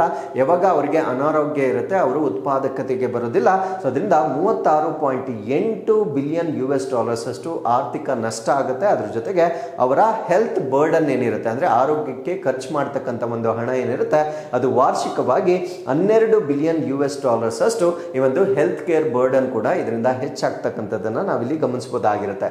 So what is in PM 2.5? So ಇದರೊಳಗಡೆ ಏನಿದೆ ಅಂತ ನಾವು ನೋಡೋದಾದ್ರೆ, so it is emitted directly from sources like vehicles, ಅಂದ್ರೆ ನಾವು ಬಳಸ್ತಕ್ಕಂಥ ಈ ವಾಹನಗಳ ಮುಖಾಂತರ, ಕೋಲ್ ಪ್ಲಾಂಟ್ಸ್ ಅಂದ್ರೆ ಈ ಕಲ್ಲಿದ್ದಿನ ಸ್ಥಾವರಗಳ ಮುಖಾಂತರ, ಮತ್ತೆ ಸ್ಟಬಲ್ ಬರ್ನಿಂಗ್ ಅಂದ್ರೆ ಕೃಷಿ ತ್ಯಾಜ್ಯವನ್ನ ಸುಡುವ ಮುಖಾಂತರ ಸೊ ಈ ಒಂದು ಪರ್ಟಿಕ್ಯುಲರ್ ಮ್ಯಾಟರ್ 2.5 ನೇರವಾಗಿ ಉತ್ಪತ್ತಿ ಆಗ್ತಕ್ಕಂಥ ಒಂದು ಸಾಧ್ಯತೆ ಇರುತ್ತೆ. ಸೊ ಸೆಕೆಂಡರಿ ಪೊಲ್ಯೂಟೆಂಟ್ ಅಂದ್ರೆ ಆಲ್ರೆಡಿ ಹೇಳಿದ್ದೇನೆ. ಸೊ ಆಲ್ರೆಡಿ ಬಿಡುಗಡೆ ಆಗಿರ್ತಕ್ಕಂಥ ಮಾಲಿನ್ಯಕಾರಕಗಳು ಕಂಬೈನ್ ಆಗಿ ಒಂದು ಹೊಸ ಪೊಲ್ಯೂಟೆಂಟ್ ಅನ್ನ ಕ್ರಿಯೇಟ್ ಮಾಡುತ್ತೆ. ಸೊ ಇವತ್ತು ನಾವು ಡಿಸ್ಕಸ್ ಮಾಡ್ತಾ ಇರ್ತಕ್ಕಂಥ ಅಮೋನಿಯಂ ಸಲ್ಫೇಟ್ ಏನಿದೆ ಇದು ನಮ್ಮ ಭಾರತ ದೇಶದ 34% ಆಫ್ ದಿ PM 2.5 ಆಗಿರುತ್ತೆ. ಅಂದ್ರೆ PM 2.5 ಬೇರೆ ಬೇರೆ ರೀತಿಯ ವಾಯು ಮಾಲಿನ್ಯದ ಕಣಗಳಾಗಿರುತ್ತೆ. ಅದರಲ್ಲಿ ಅಮೋನಿಯಂ ಸಲ್ಫೇಟ್ ಒಂದೇ 34% ಇರ್ತಕ್ಕಂಥದ್ದನ್ನ ನಾವಿಲ್ಲಿ ಕಾಣಬಹುದಾಗಿರುತ್ತೆ. ಹಾಗಿದ್ರೆ ಈ ಒಂದು ದ್ವಿತೀಯ ಮಾಲಿನ್ಯಕಾರಕ ಪ್ರಾಥಮಿಕ ಮಾಲಿನ್ಯಕಾರಕಕ್ಕೆ ಸಂಬಂಧಪಟ್ಟಂತೆ ನಾನು ಒಂದು ಪ್ರಶ್ನೆಯನ್ನ ಕೇಳ್ತಾ ಇದ್ದೀನಿ. ಆ ಪ್ರಶ್ನೆ ಏನು ಅಂದ್ರೆ, ಈ ಓಝೋನ್ ಬಗ್ಗೆ ನಾವೇನ್ ಡಿಸ್ಕಸ್ ಮಾಡ್ತೇನೆ. ಓಝೋನ್ ಅಂದ್ರೆ ಬ್ಯಾಡ್ ಓಝೋನ್ ಏನಿದೆ ಅಂದ್ರೆ ನಮ್ಮ ಭೂಮಿಯ ವಾತಾವರಣದಲ್ಲಿರ್ತಕ್ಕಂಥ ಒಂದು ಓಝೋನ್ ಅನ್ನ ನಾವು ಬ್ಯಾಡ್ ಓಝೋನ್ ಅಂತ ಹೇಳ್ತೇವೆ. ಸೊ ಈ ಒಂದು ಬ್ಯಾಡ್ ಓಝೋನ್ ಅಂತಕ್ಕಂಥದ್ದು primary pollutant or secondary pollutant, ಇದನ್ನ ನೀವು ನಮಗೆ ಕಮೆಂಟ್ಸ್ ಅಲ್ಲಿ ತಿಳಿಸಬಹುದಾಗಿರುತ್ತೆ. So with this let's get into question number 3. ರಾಷ್ಟ್ರೀಯ ಅರಿಶಿನ ಮಂಡಳಿಯ ರಾಷ್ಟ್ರೀಯ ಪ್ರಧಾನ ಕಚೇರಿ ಯಾವ ನಗರದಲ್ಲಿದೆ? So in which city is the national turmeric boards national headquarters located? So ಇತ್ತೀಚೆಗೆ ನಮ್ಮ ಭಾರತ ದೇಶದಲ್ಲಿ ಈ ಒಂದು ಟರ್ಮರಿಕ್ಗೆ ಸಂಬಂಧಪಟ್ಟಂತೆ, ಅರಿಶಿಣಕ್ಕೆ ಸಂಬಂಧಪಟ್ಟಂತೆ ಹೆಚ್ಚಿನ ರಿಸರ್ಚ್ ಮತ್ತೆ ಸಪೋರ್ಟ್ ಅನ್ನ ಮಾಡಲಿಕ್ಕೆ ಒಂದು ಬೋರ್ಡ್ ಅನ್ನ ಸ್ಥಾಪನೆ ಮಾಡಿರ್ತಾರೆ. ಸೊ ಈಗ ಇದಕ್ಕೆ ಸಂಬಂಧಪಟ್ಟಿರ್ತಕ್ಕಂಥ ಒಂದು ಕೇಂದ್ರ ಕಚೇರಿಯನ್ನ ಕೂಡ ಉದ್ಘಾಟನೆ ಮಾಡಿರ್ತಾರೆ. ಸೊ ಈ ಕೇಂದ್ರ ಕಚೇರಿಯನ್ನ ನಿಜಾಮಾಬಾದ್ ನಲ್ಲಿ ಈಗ ಉದ್ಘಾಟನೆಯನ್ನ ಮಾಡಲಾಗಿರುತ್ತೆ. ಹಾಗಿದ್ರೆ ನಮ್ಮ ಭಾರತ ದೇಶದಲ್ಲಿ ಈ ಒಂದು ಟರ್ಮರಿಕ್ ಪ್ರೊಡಕ್ಷನ್ಗೆ ಸಂಬಂಧಪಟ್ಟಂತೆ ಸಂಪೂರ್ಣ ಮಾಹಿತಿಯನ್ನ ಡಿಸ್ಕಸ್ ಮಾಡೋಣ. ನಿಜಾಮಾಬಾದ್ ಇರ್ತಕ್ಕಂಥದ್ದು ನಮ್ಮ ಭಾರತ ದೇಶದ ತೆಲಂಗಾಣ ರಾಜ್ಯದಲ್ಲಿ. ಸೊ ಅಲ್ಲಿಗೆ ನಮ್ಮ ಭಾರತ ದೇಶದ ಅರಿಶಿನ ಮಂಡಳಿ ಅಥವಾ ಟರ್ಮರಿಕ್ ಬೋರ್ಡ್ ಯಾವ ರಾಜ್ಯದಲ್ಲಿ ಇದೆ ಅಂತ ನಿಮಗೆ ಪ್ರಶ್ನೆ ಕೇಳಿದ್ರೆ ಸೊ ತೆಲಂಗಾಣ ಅಂತ ನಿಮಗೆ ಗೊತ್ತಿರಬೇಕಾಗಿರುತ್ತೆ. And India is largest producer of turmeric globally, ಅಂದ್ರೆ ಜಾಗತಿಕವಾಗಿ ಅರಿಶಿಣವನ್ನ ಉತ್ಪಾದನೆ ಮಾಡ್ತಕ್ಕಂಥ ಬಹುದು ದೊಡ್ಡ ರಾಷ್ಟ್ರವಾಗಿರುತ್ತೆ. ಸೊ ನಾವು ಗ್ಲೋಬಲಿ 80% ಆಫ್ ದಿ ಟರ್ಮರಿಕ್ ಅನ್ನ ಪ್ರೊಡ್ಯೂಸ್ ಮಾಡ್ತಕ್ಕಂಥ ರಾಷ್ಟ್ರವಾಗಿ ನಾವು ನೋಡಬಹುದಾಗಿರುತ್ತೆ. So estimated at 10.54 lakh tons annually, ವಾರ್ಷಿಕವಾಗಿ 10.54 ಲಕ್ಷ ಟನ್ಗಳಷ್ಟು ಅರಿಶಿಣವನ್ನ ನಾವು ಬೆಳಿತೇವೆ. ಸೊ ಅರಿಶಿಣವನ್ನ ಬೆಳೀತಕ್ಕಂಥ ಮೇಜರ್ ಸ್ಟೇಟ್ಸ್ ಯಾವ್ದು ಅಂದ್ರೆ ಮಹಾರಾಷ್ಟ್ರ, ತೆಲಂಗಾಣ, ತಮಿಳುನಾಡು, ಇವನ್ ನಮ್ಮ ಕರ್ನಾಟಕದಲ್ಲೂ ಕೂಡ ಬೆಳೆಯಲಾಗುತ್ತೆ. ಸೊ ಇವೆಲ್ಲ ಕೂಡ ಟರ್ಮರಿಕ್ ಅನ್ನ ಪ್ರೊಡ್ಯೂಸ್ ಮಾಡ್ತಕ್ಕಂಥ ಪ್ರಮುಖ ರಾಜ್ಯಗಳಾಗಿರ್ತವೆ. ಸೊ ನಮ್ಮ ಭಾರತ ದೇಶದಲ್ಲಿ ಟರ್ಮರಿಕ್ ಅನ್ನ ಬೆಳೀತಕ್ಕಂಥ ಲ್ಯಾಂಡ್ ಏರಿಯಾ ಎಷ್ಟಿರುತ್ತೆ ಅಂದ್ರೆ 3.05 lakh ಹೆಕ್ಟೇರ್ಸ್ ನಲ್ಲಿ ಈ ಒಂದು ಟರ್ಮರಿಕ್ ಅನ್ನ ಬೆಳೀತಾ ಇರ್ತಕ್ಕಂಥದ್ದು 2023-24ನೇ ವರದಿಯ ಪ್ರಕಾರ ಆಗಿರುತ್ತೆ. ಹಾಗಿದ್ರೆ ಸೊ ಇಷ್ಟು ಟರ್ಮರಿಕ್ ಅನ್ನ ನಾವು ಬೆಳೆಯೋದ್ರಿಂದ ಅಫ್ಕೋರ್ಸ್ ಅದನ್ನ ನಾವು ಬೇರೆ ದೇಶಗಳಿಗೆ ಎಕ್ಸ್ಪೋರ್ಟ್ ಕೂಡ ಮಾಡಲಾಗುತ್ತೆ. ಸೊ ನಮ್ಮ ಭಾರತ ದೇಶದಿಂದ ಟರ್ಮರಿಕ್ ಅನ್ನ ಇಂಪೋರ್ಟ್ ಮಾಡ್ಕೊಳ್ತಕ್ಕಂಥ ಪ್ರಮುಖ ರಾಷ್ಟ್ರಗಳು ಯಾವುದು ಅಂತ ನಾವು ನೋಡೋದಾದ್ರೆ Bangladesh, UAE, USA, Malaysia, Morocco ಮತ್ತೆ ಇರಾನ್ ರಾಷ್ಟ್ರಗಳಿಗೆ ಸೊ ನಮ್ಮ ಭಾರತ ದೇಶದಿಂದ ಟರ್ಮರಿಕ್ ಅನ್ನ ಹೆಚ್ಚಾಗಿ ಮಾರಾಟ ಮಾಡಲಾಗುತ್ತೆ. ಹಾಗಿದ್ರೆ ನಮ್ಮ ಭಾರತ ದೇಶದಲ್ಲಿರ್ತಕ್ಕಂಥ ಟರ್ಮರಿಕ್ ಅಥವಾ ಅರಿಶಿಣದ ಪ್ರಮುಖ ತಳಿಗಳು, ಸೊ ಇದು ಬಹಳ ಇಂಪಾರ್ಟೆಂಟ್ ಆಗುತ್ತೆ ನಿಮ್ಮ ಪರೀಕ್ಷೆಗಳಿಗೆ. ಸಾಮಾನ್ಯವಾಗಿ ಈ ತಳಿಗಳ ಹೆಸರನ್ನ ಕೊಟ್ಬಿಟ್ಟು ಅಥವಾ ಈ ಬೆಳೆಗೆ ಸಂಬಂಧಪಟ್ಟಿರ್ತಕ್ಕಂಥ ತಳಿಗಳು ಯಾವುದು ಅಂತ ಪ್ರಶ್ನೆ ಕೇಳಬಹುದಾಗಿರುತ್ತೆ. ಸೊ ತಳಿಗಳ ಹೆಸರು ದುಗ್ಗಿರಾಲ, ತೆಕ್ಕೋರ್ಪೇಟೆ, ಸುಗಂಧಂ, ಅಮಲಾಪುರಂ, ಈರೋಡ್ ಲೋಕಲ್, ಸೇಲಂ, ಆಲೆಪ್ಪಿ, ಮೂವಟ್ಟುಪುಳ ಮತ್ತು ಲಾಕ್ಡಾಂಗ್ ಅಂತ ಹೇಳ್ತೇವೆ. ಈ ರೀತಿಯ ಅನೇಕ ತಳಿಗಳ ಒಂದು ಅರಿಶಿಣವನ್ನ ನಮ್ಮ ಭಾರತ ದೇಶದಲ್ಲಿ ಉತ್ಪಾದನೆ ಮಾಡಲಾಗುತ್ತೆ. So with this let's get into question number 4. 2024-25ರ ನಿರ್ವಹಣಾ ಪರಿಣಾಮಕಾರಿತ್ವ ಮೌಲ್ಯಮಾಪನದಲ್ಲಿ ಭಾರತದ ಅತ್ಯುತ್ತಮ ರಾಷ್ಟ್ರೀಯ ಉದ್ಯಾನವನ ಎಂದು ಯಾವ ರಾಷ್ಟ್ರೀಯ ಉದ್ಯಾನವನವನ್ನು ಆಯ್ಕೆ ಮಾಡಲಾಗಿದೆ? So which national park has been rated as India's best management effectiveness evaluation 2025. So 2020-25ರ ಮಧ್ಯದಲ್ಲಿ ನಮ್ಮ ಭಾರತ ದೇಶದಲ್ಲಿ ಯಾವ ರಾಷ್ಟ್ರೀಯ ಉದ್ಯಾನವನ್ನ ಅತ್ಯಂತ ವ್ಯವಸ್ಥಿತವಾಗಿ ನಿರ್ವಹಣೆ ಮಾಡಲಾಗಿದೆ ಅಂತಕ್ಕಂಥ ಒಂದು ಸ್ಥಾನಮಾನವನ್ನ ಕೊಟ್ಟಿರ್ತಾರೆ ಅನ್ನೋದು ನಮ್ಮ ಪ್ರಶ್ನೆ ಆಗಿರುತ್ತೆ. ಸೊ ಈ ಪ್ರಶ್ನೆಗೆ ಸರಿಯಾದ ಉತ್ತರ ಕೇರಳದಲ್ಲಿರ್ತಕ್ಕಂಥ ಎರಾವಿಕುಲಂ ನ್ಯಾಷನಲ್ ಪಾರ್ಕ್ ಏನಿದೆ, ಸೊ ಇದು ಈ ಒಂದು ಮನ್ನಣೆಗೆ ಒಳಪಟ್ಟಿರ್ತಕ್ಕಂಥ ಒಂದು ನ್ಯಾಷನಲ್ ಪಾರ್ಕ್ ಆಗಿರುತ್ತೆ. So this is what you can see the map of Kerala.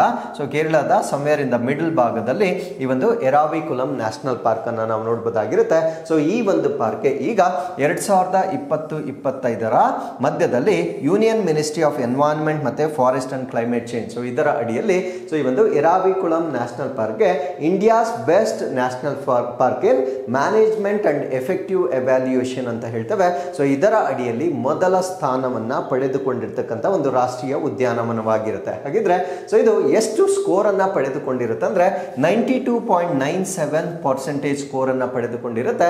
So ಮೊದಲ ಸ್ಥಾನವನ್ನ ಇನ್ನೂ ಒಂದು ನ್ಯಾಷನಲ್ ಪಾರ್ಕ್ ಶೇರ್ ಮಾಡ್ಕೊಂಡಿರುತ್ತೆ. ಅದ್ಯಾವುದು ಅಂದ್ರೆ ದಾಚಿಕಮ್ ನ್ಯಾಷನಲ್ ಪಾರ್ಕ್. ದಾಚಿಕಮ್ ನ್ಯಾಷನಲ್ ಪಾರ್ಕ್ ಇರ್ತಕ್ಕಂಥದ್ದು ಜಮ್ಮು ಕಾಶ್ಮೀರ್ನಲ್ಲಿ. ಸೊ ಇವೆರಡೂ ಕೂಡ ಪ್ರಥಮ ಸ್ಥಾನವನ್ನ ಪಡೆದುಕೊಂಡಿರ್ತಕ್ಕಂಥ ರಾಷ್ಟ್ರೀಯ ಉದ್ಯಾನವನಗಳಾಗಿರುತ್ತೆ. ಹಾಗಿದ್ರೆ ಈ ಒಂದು ರ್ಯಾಂಕಿಂಗ್ ಅನ್ನ ಮಾಡಲಿಕ್ಕೆ ಅವರು ಯಾವ ಎವ್ಯಾಲ್ಯೂಯೇಷನ್ ಪ್ಯಾರಾಮೀಟರ್ಸ್ ಅನ್ನ ಯೂಸ್ ಮಾಡಿದ್ದಾರೆ ಅಂತ ನಾವು ನೋಡೋದಾದ್ರೆ 438 protected areas using global IUCN WCPA criteria ಅಂದ್ರೆ international union of conservation of nature ನ ಅಡಿಯಲ್ಲಿ WCPA ಅಂತ ಒಂದು ಕಾಂಪೊನೆಂಟ್ ಬರುತ್ತೆ. ಅದೇನು ಅಂತ ನಾನು ಮುಂದೆ ಹೇಳ್ತೇನೆ.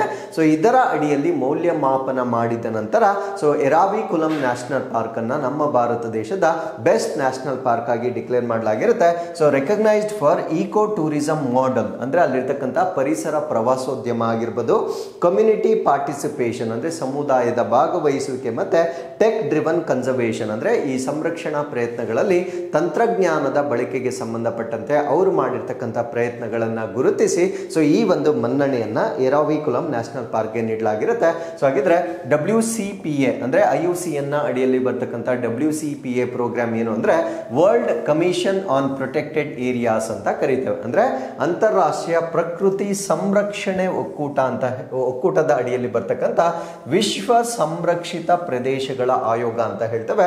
ಸೊ IUCN ನ ಅಡಿಯಲ್ಲಿ ನಾವು 6 ಕಮಿಷನ್ಗಳನ್ನ ನೋಡಬಹುದು, 6 ಆಯೋಗಗಳನ್ನ ನೋಡಬಹುದಾಗಿರುತ್ತೆ. ಆ 6 ಆಯೋಗಗಳಲ್ಲಿ ವಿಶ್ವ ಸಂರಕ್ಷಿತ ಪ್ರದೇಶಗಳ ಆಯೋಗ ಕೂಡ ಒಂದಾಗಿರುತ್ತೆ. ಸೊ ಇದರ ಪ್ರಕಾರ ಮೌಲ್ಯಮಾಪನವನ್ನ ಮಾಡುವ ಮುಖಾಂತರ ಸೊ ಎರಾವಿಕುಲಂ ನ್ಯಾಷನಲ್ ಪಾರ್ಕ್ ಅನ್ನ ಮತ್ತೆ ದಾಚಿಗಮ್ ನ್ಯಾಷನಲ್ ಪಾರ್ಕ್ ಅನ್ನ so best manage national park ಗಳಾಗಿ ಡಿಕ್ಲೇರ್ ಮಾಡಲಾಗಿರುತ್ತೆ.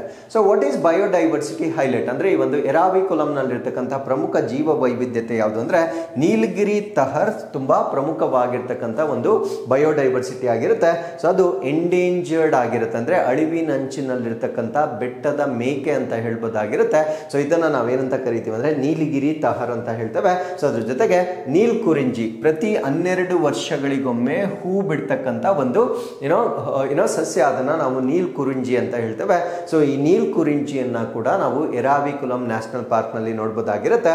ಅಂಡ್ ನಮ್ಮ ಭಾರತ ದೇಶದ ಮೊಟ್ಟ ಮೊದಲ India's first virtual reality nature education centre ಅನ್ನ ಇಲ್ಲಿ ಸ್ಥಾಪನೆ ಮಾಡಿರ್ತಾರೆ. ಅಂದ್ರೆ ನಮ್ಮ ಭಾರತ ದೇಶದ ಮೊದಲ ವರ್ಚುವಲ್ ರಿಯಾಲಿಟಿ ಪ್ರಕೃತಿ ಶಿಕ್ಷಣ ಕೇಂದ್ರವನ್ನ ಕೂಡ ಸೊ ಈ ಒಂದು ಎರಾವಿಕುಲಂ ನ್ಯಾಷನಲ್ ಪಾರ್ಕ್ ನಲ್ಲಿ ಸ್ಥಾಪನೆ ಮಾಡಿರ್ತಾರೆ. So other top performing national parks ಯಾವ್ದು ಅಂದ್ರೆ ಮತಿಕೇಟನ್ ಶೋಲಾನ್ ನ್ಯಾಷನಲ್ ಪಾರ್ಕ್, ಇದು 90.63% ಮಾರ್ಕ್ಸ್ ಅನ್ನ ತಗೊಂಡಿರುತ್ತೆ. ಚಿನಾರ್ ವೈಲ್ಡ್ ಲೈಫ್ ಸ್ಯಾಂಕ್ಚುರಿ ಇದು 89.84% ಅನ್ನ ತೆಗೆದುಕೊಂಡಿರುತ್ತೆ. ಸೊ ಇವೆರಡು ಎರಾವಿಕುಲಂ ಮತ್ತೆ ದಾಚಿಕಂ ಅನ್ನ ಹೊರತುಪಡಿಸಿ ಸೊ ಉತ್ತಮವಾಗಿ ಪ್ರದರ್ಶನ ನೀಡ್ತಾ ಇರ್ತಕ್ಕಂಥ ಒಂದು ಸಂರಕ್ಷಿತ ಪ್ರದೇಶಗಳಾಗಿ ನಾವು ಇದನ್ನ ನೋಡಬಹುದಾಗಿರುತ್ತೆ. ಸೊ ಈಗ ಎರಾವಿಕುಲಂ ನ್ಯಾಷನಲ್ ಪಾರ್ಕ್ ಅನ್ನ ನಾವು ನೋಡೋದಾದ್ರೆ ಇದು ಕೇರಳದ ವೆಸ್ಟರ್ನ್ ಘಾಟ್ಸ್ ಭಾಗದಲ್ಲಿ ಬರುತ್ತೆ. ಸೊ ಮನ್ನಾರ್ನ ಹತ್ತಿರದಲ್ಲಿ ಬರ್ತಕ್ಕಂಥ ಒಂದು ನ್ಯಾಷನಲ್ ಪಾರ್ಕ್ ಆಗಿರುತ್ತೆ. ಸೊ ಈ ಒಂದು ನ್ಯಾಷನಲ್ ಪಾರ್ಕ್ ನ ವಿಶೇಷತೆ ಏನು ಅಂದ್ರೆ ರೋಲಿಂಗ್ ಗ್ರಾಸ್ ಲ್ಯಾಂಡ್ ಅನ್ನ ನಾವು ನೋಡಬಹುದು. ರೋಲಿಂಗ್ ಹುಲ್ಲುಗಾವಲು ಅಂದ್ರೆ ಅದು ಫ್ಲಾಟ್ ಸರ್ಫೇಸ್ ಮೇಲೆ ಇರೋದಿಲ್ಲ, ಈ ರೀತಿ ಇಳಿಜಾರಿನ ಸರ್ಫೇಸ್ ಮೇಲೆ ಇದು ಬೆಳೆಯುವುದರಿಂದ ಅದನ್ನ ನಾವು ರೋಲಿಂಗ್ ಗ್ರಾಸ್ ಲ್ಯಾಂಡ್ ಅಂತ ಹೇಳ್ತೇವೆ. ಶೋಲಾ ಫಾರೆಸ್ಟ್ ಅನ್ನ ನಾವು ನೋಡಬಹುದಾಗಿರುತ್ತೆ. ಮತ್ತೆ ಕೆಲವೊಂದು ಅಪರೂಪವಾಗಿರ್ತಕ್ಕಂಥ ವೈಲ್ಡ್ ಲೈಫ್ ಅಥವಾ ವನ್ಯಜೀವಿಗಳನ್ನ ನಾವು ನೋಡಬಹುದಾಗಿರುತ್ತೆ. ಇದು ಒಟ್ಟು 97 ಸ್ಕ್ವೇರ್ ಕಿಲೋಮೀಟರ್ಸ್ ಇರ್ತಕ್ಕಂಥ ಒಂದು ಪ್ರದೇಶವಾಗಿರುತ್ತೆ. And one more very important point is this is Kerala's first national park. So ಕೇರಳದ ಮೊಟ್ಟ ಮೊದಲ ರಾಷ್ಟ್ರೀಯ ಪಾರ್ಕ್ ಆಗಿ ಅಥವಾ ರಾಷ್ಟ್ರೀಯ ಉದ್ಯಾನವನವಾಗಿ 1978ರಲ್ಲಿ ಇದನ್ನ ನೋಟಿಫೈ ಮಾಡಲಾಗುತ್ತೆ. ಸೊ ಇನ್ನೂ ಒಂದು ವಿಶೇಷತೆ ಏನು ಅಂದ್ರೆ ಆನಾಮುಡಿ, ಇದನ್ನ ನೀವು ಕೇಳಿರ್ತೀರಾ. ಸೊ ವೆಸ್ಟರ್ನ್ ಘಾಟ್ಸ್ ಅಲ್ಲಿ ಬರ್ತಕ್ಕಂಥ ಒಂದು ಹೈಯೆಸ್ಟ್ ಪೀಕ್ ಏನಿರುತ್ತೆ Anamudi, highest peak in south India, ದಕ್ಷಿಣ ಭಾರತದ ಅತ್ಯಂತ ಎತ್ತರದ ಶಿಖರ ಆನಾಮುಡಿ ಕೂಡ ಸೊ ಈ ಒಂದು ಎರಾವಿಕುಲಂ ನ್ಯಾಷನಲ್ ಪಾರ್ಕ್ ನ ಒಂದು ಭಾಗವಾಗಿ ನಾವಿಲ್ಲಿ ಗಮನಿಸಬಹುದಾಗಿರುತ್ತೆ. So with this, let's get into question number 7. 2025ರಲ್ಲಿ ಸಂಶೋಧನೆ ಮತ್ತು ವಿಶ್ಲೇಷಣೆ ವಿಭಾಗದ ಹೊಸ ಮುಖ್ಯಸ್ಥರಾಗಿ ಯಾರನ್ನು ನೇಮಿಸಲಾಗಿದೆ? Who has been appointed as the new chief of the research and analysis wing RA in 2025? So ಈ ಪ್ರಶ್ನೆಗೆ ಸರಿಯಾದ ಉತ್ತರ ಪರಾಗ್ ಜೈನ್ ರವರನ್ನ ಈ ಒಂದು ಹುದ್ದೆಗೆ ಆಯ್ಕೆ ಮಾಡಲಾಗಿರುತ್ತೆ. ಸೊ ಇವರು ರೀಸೆಂಟ್ ಆಗಿ ಮಾಡಿರ್ತಕ್ಕಂಥ ಕಾಂಟ್ರಿಬ್ಯೂಷನ್ ಏನು ಅಂದ್ರೆ ಆಪರೇಷನ್ ಸಿಂಧೂರದಲ್ಲಿ ಇವರು ಕೊಡುಗೆಯನ್ನ ನೀಡಿರ್ತಾರೆ. ಸೊ ಇವಾಗ ಇವರನ್ನ ರಾ ಮುಖ್ಯಸ್ಥರನ್ನಾಗಿ ಆಯ್ಕೆ ಮಾಡಲಾಗಿರುತ್ತೆ. ಸೊ ಇವರು ಪಂಜಾಬ್ ಕೇಡರ್ನ IPS ಆಫೀಸರ್ ಆಗಿರ್ತಾರೆ. ಸೊ ಇನ್ಮೇಲೆ ಇವರು new chief of research and analysis wing India's external intelligence agency, ಅಂದ್ರೆ ನಮ್ಮ ಭಾರತ ದೇಶದ ಬಾಹ್ಯ ಗುಪ್ತಚರ ಸಂಸ್ಥೆ ಏನಿರುತ್ತೆ ಸೊ ಈ ಒಂದು ಸಂಸ್ಥೆಯ ಸಂಶೋಧನೆ ಮತ್ತು ವಿಶ್ಲೇಷಣಾ ವಿಭಾಗದ ಮುಖ್ಯಸ್ಥರನ್ನಾಗಿ ಪರಾಗ್ ಜೈನ್ ರವರನ್ನ ಈಗ ಆಯ್ಕೆ ಮಾಡಲಾಗಿರುತ್ತೆ. ಸೊ ಇವರ ಟೆನ್ಯೂರ್ ಪ್ರಾರಂಭವಾಗ್ತಕ್ಕಂಥದ್ದು ಜುಲೈ 1, 2025ರಿಂದ 2 ಇಯರ್ಸ್ ಟೆನ್ಯೂರ್ಗೆ ಇವರನ್ನ ಆಯ್ಕೆ ಮಾಡಲಾಗಿರುತ್ತೆ. ಸೊ ಹಾಗಿದ್ರೆ ರಾನ ಮುಖ್ಯಸ್ಥರ ಕಾರ್ಯಾವಧಿ 2 ವರ್ಷಗಳವರೆಗೆ ಇರುತ್ತೆ ಅನ್ನೋದನ್ನ ನಾವಿಲ್ಲಿ ಗಮನಿಸಬಹುದಾಗಿರುತ್ತೆ. ಸೊ ಈಗ ವಾಟ್ ಈಸ್ ರಾ, ಇದರ ಬಗ್ಗೆ ನಾವು ಕಂಪ್ಲೀಟ್ ಮಾಹಿತಿನ ತಿಳ್ಕೊಳ್ಳೋದಾದ್ರೆ ಇದನ್ನ India's premier foreign intelligence agency ಅಂತ ಹೇಳ್ತೇವೆ. ಅಂದ್ರೆ ನಮ್ಮ ಭಾರತ ದೇಶದ ಪ್ರಮುಖವಾದ ವಿದೇಶಿ ಗುಪ್ತಚರ ಸಂಸ್ಥೆಯಾಗಿ ನಾವು ಇದನ್ನ ನೋಡಬಹುದಾಗಿರುತ್ತೆ. ಇದನ್ನ ಎಸ್ಟಾಬ್ಲಿಷ್ ಮಾಡಿರ್ತಕ್ಕಂಥದ್ದು 1968 1968ರಲ್ಲಿ. ಏನಕ್ಕೆ ಇದನ್ನ ಸ್ಥಾಪನೆ ಮಾಡ್ತಾರೆ ಅಂದ್ರೆ ಸೊ ನಮ್ಮ ಕಂಟ್ರಿಗೆ ಸಂಬಂಧಪಟ್ಟಂತೆ ಎಕ್ಸ್ಟರ್ನಲ್ ಸೆಕ್ಯೂರಿಟಿ ಮತ್ತೆ ಸ್ಟ್ರಾಟಜಿಕ್ ಇಂಟ್ರೆಸ್ಟ್, ಅಂದ್ರೆ ನಮ್ಮ ಒಂದು ದೇಶದ ಭದ್ರತೆಯನ್ನ ಕಾಪಾಡ್ತಕ್ಕಂಥ ಉದ್ದೇಶದಿಂದ 1968ರಲ್ಲಿ ಇದನ್ನ ಸ್ಥಾಪನೆ ಮಾಡಲಾಗಿರುತ್ತೆ. ಸೊ ಇದೇ ರೀತಿಯ ಏಜೆನ್ಸಿಗಳು ಬೇರೆ ರಾಷ್ಟ್ರಗಳಲ್ಲೂ ಕೂಡ ಇರುತ್ತೆ. ಸೊ USA ಅಲ್ಲಿ ಅದನ್ನ CI ಅಂತ ಹೇಳ್ತೇವೆ, UK ಅಲ್ಲಿ M16 ಅಂತ ಹೇಳ್ತೇವೆ, ಇಸ್ರೇಲ್ ಅಲ್ಲಿ ಮೊಸಾದ್ ಅಂತ ಹೇಳ್ತೇವೆ. ಸೊ ಈ ರೀತಿಯ ಗುಪ್ತಚರ ಸಂಸ್ಥೆಗಳನ್ನ ನಾವು ಬೇರೆ ರಾಷ್ಟ್ರಗಳಲ್ಲೂ ಕೂಡ ನೋಡಬಹುದಾಗಿರುತ್ತೆ. ಸೊ ಇದರ ಪ್ರಮುಖ ಕಾರ್ಯಗಳೇನು ಅಂತ ನಾವು ನೋಡೋದಾದ್ರೆ political, military, economic and scientific Intel from outside India, ಅಂದ್ರೆ ವಿದೇಶದಿಂದ ರಾಜಕೀಯ, ಮಿಲಿಟರಿ, ಆರ್ಥಿಕ ಮತ್ತು ವೈಜ್ಞಾನಿಕ ಮಾಹಿತಿಯನ್ನ ಸಂಗ್ರಹಣೆ ಮಾಡ್ತಕ್ಕಂಥದ್ದು ಇದರ ಪ್ರಮುಖ ಉದ್ದೇಶವಾಗಿರುತ್ತೆ. ಅದ್ರ ಜೊತೆಗೆ ಭಯೋತ್ಪಾದನೆಯನ್ನ ನಿಗ್ರಹಣ ಮಾಡ್ತಕ್ಕಂಥದ್ದು, ಅದ್ರ ಜೊತೆಗೆ ಕೋವರ್ಟ್ ಆಪರೇಷನ್ಸ್ ಅಂದ್ರೆ ರಹಸ್ಯ ಕಾರ್ಯಾಚರಣೆಗಳನ್ನ ನಡೆಸ್ತಕ್ಕಂಥದ್ದು ಕೂಡ ಸೊ ಇದರ ಜವಾಬ್ದಾರಿಗಳಲ್ಲಿ ನಾವು ನೋಡಬಹುದಾಗಿರುತ್ತೆ. ಅದ್ರ ಜೊತೆಗೆ ಕೆಲವೊಂದು ಪಾಲಿಸಿಗಳನ್ನ ರಚನೆ ಮಾಡಲಿಕ್ಕೆ, ಅಂದ್ರೆ ಈ ಒಂದು ಸೆಕ್ಯೂರಿಟಿ ರಿಲೇಟೆಡ್ ಪಾಲಿಸಿಗಳನ್ನ ಮಾಡಲಿಕ್ಕೆ ಸೊ ಇವರು ಅಡ್ವೈಸ್ ಅಥವಾ ಶಿಫಾರಸುಗಳನ್ನ ಕೂಡ ಮಾಡಲಾಗುತ್ತೆ. And securing India's nuclear programme, Bharat ದೇಶದ ಪರಮಾಣು ಕಾರ್ಯಕ್ರಮಗಳನ್ನ ಸುರಕ್ಷಿತವಾಗಿ ಇಡ್ತಕ್ಕಂಥದ್ದು ಕೂಡ ಸೊ ಇವರ ಒಂದು ಜವಾಬ್ದಾರಿ ಆಗಿರುತ್ತೆ. ಹಾಗಿದ್ರೆ ಸೊ ಈ ಒಂದು ರಾ ಅಲ್ಲಿ ಇರ್ತಕ್ಕಂಥ ಆರ್ಗನೈಸೇಷನಲ್ ಸ್ಟ್ರಕ್ಚರ್, ಸಾಂಸ್ಥಿಕ ರಚನೆ ಹೇಗಿರುತ್ತೆ ಅಂತ ನಾವು ನೋಡೋದಾದ್ರೆ, ಸೊ ಅವರು ನೇರವಾಗಿ ಪ್ರೈಮ್ ಮಿನಿಸ್ಟರ್ ಆಫ್ ಇಂಡಿಯಾಗೆ ರಿಪೋರ್ಟ್ ಮಾಡ್ಕೊಳ್ತಾರೆ. ಭಾರತ ದೇಶದ ಪ್ರಧಾನ ಮಂತ್ರಿಗಳಿಗೆ ನೇರವಾಗಿ ವರದಿಯನ್ನ ಮಾಡ್ಕೊಳ್ತಾರೆ.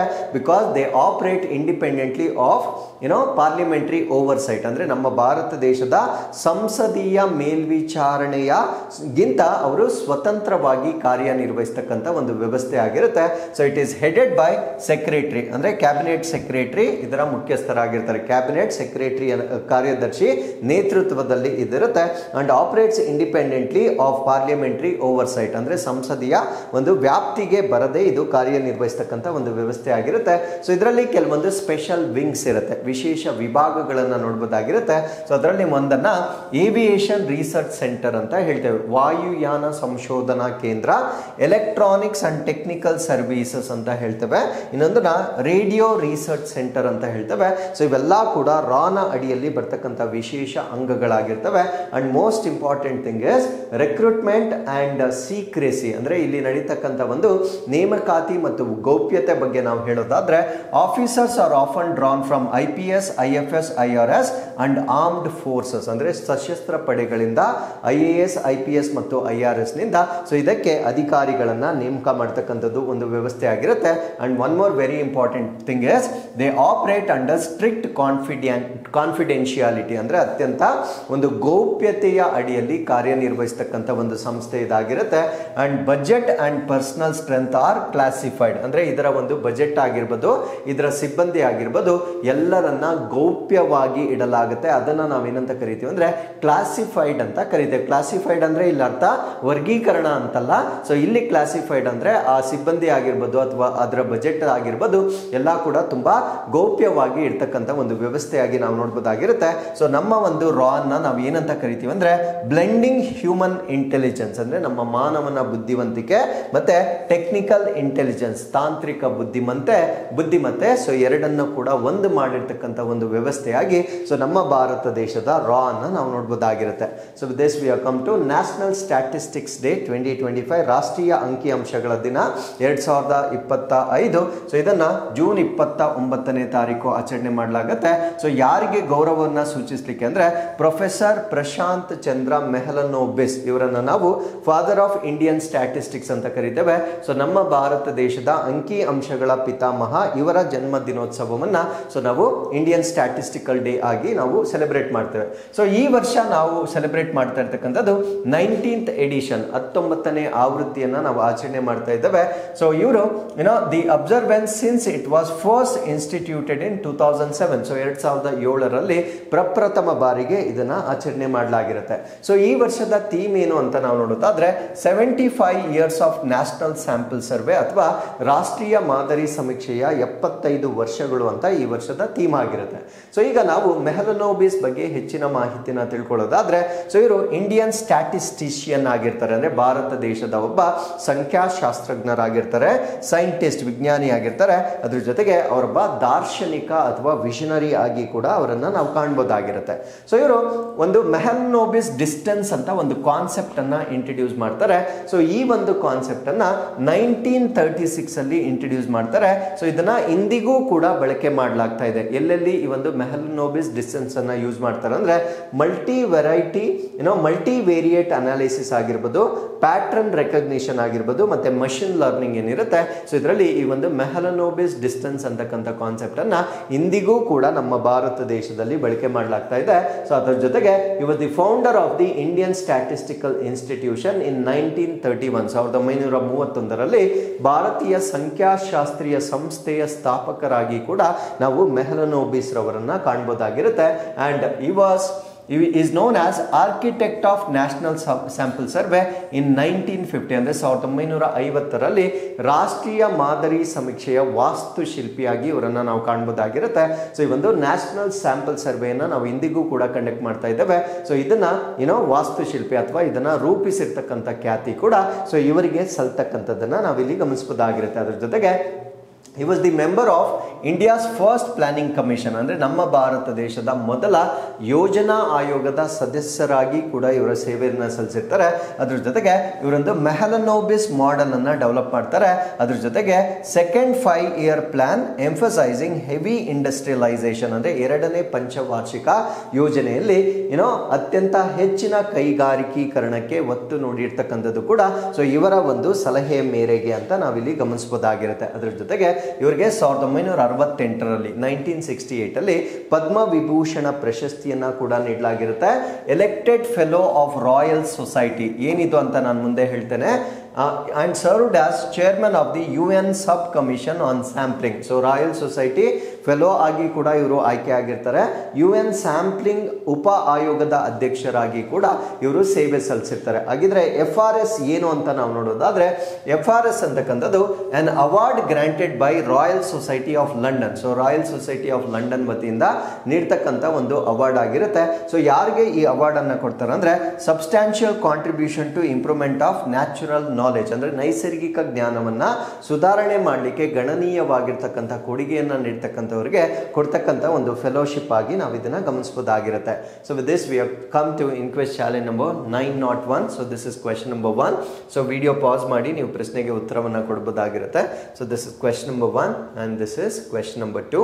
ಸೊ ಇಲ್ಲಿಗೆ ಇವತ್ತಿನ ಎಲ್ಲ ಅಪ್ಡೇಟ್ಸ್ಗಳನ್ನು ನಾವು ಕಂಪ್ಲೀಟ್ ಮಾಡಿರ್ತೇವೆ. ಸೊ ಮತ್ತೊಮ್ಮೆ ನಾಳಿನ ಅಪ್ಡೇಟ್ಸ್ನೊಂದಿಗೆ ನಾನು ನಿಮ್ಮನ್ನ ಭೇಟಿ ಆಗ್ತೇನೆ. ಸೊ ಅಲ್ಲಿವರೆಗೂ keep reading, take care of your cells, and thank you very much for watching this.